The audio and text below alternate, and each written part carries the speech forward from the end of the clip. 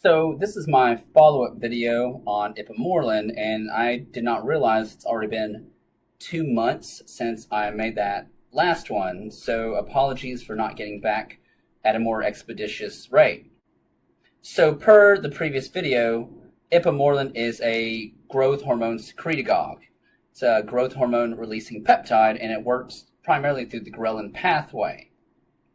One of the principal side effects that it can cause are transient, and I say transient, increases in prolactin and cortisol and aldosterone. Now, when I say transient, I'm talking about if it happens, it'll be within usually the first few weeks, like first 2-3 weeks, and then it tends to abate after that. Actually, very rarely do I actually see people have these excursions in their hormones.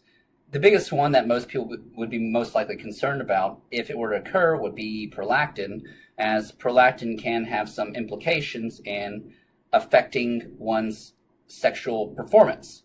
The other possible side effect is water retention. My guess is most likely that's secondary to aldosterone's reuptake of water and sodium. But what that can do is it could compress on your distal areas of your body, namely the wrist.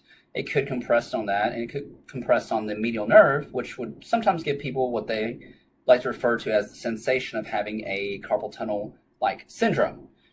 Furthermore, if you have some fluid retention, that can be identified as pre-tibial edema. In other words, right kind of like if you're wearing low-cut socks, right where the sock line is on the front of the leg, on the shin, you compress, you may have a little pitting edema. I don't see that too often. I very rarely ever have patients complain about it, but once again, that is a possible side effect.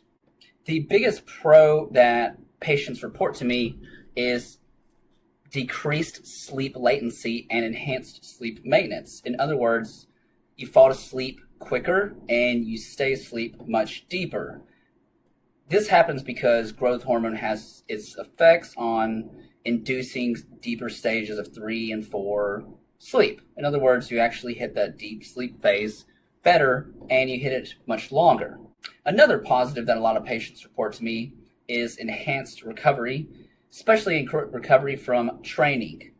Many of the folks tell me that they feel like they can train more intensely, with longer durations, more vigorously, and they still feel like they don't get sore and they don't need as much downtime between training sessions, and they still feel like they're getting more out of their training due to the fact that they're recovering at a more expeditious rate. So how is Ipamorelin administered?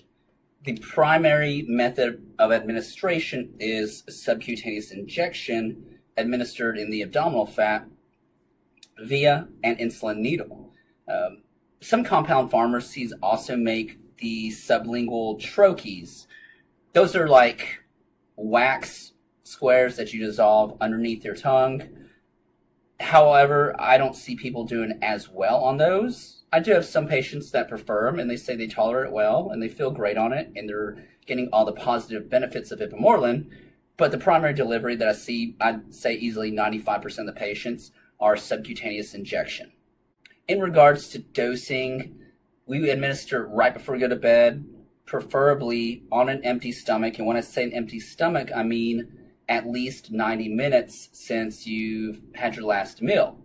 The reason we say 90 minutes is not because it's an arbitrary number or anything like that, but because gastric emptying for an otherwise healthy person typically takes about 90 minutes.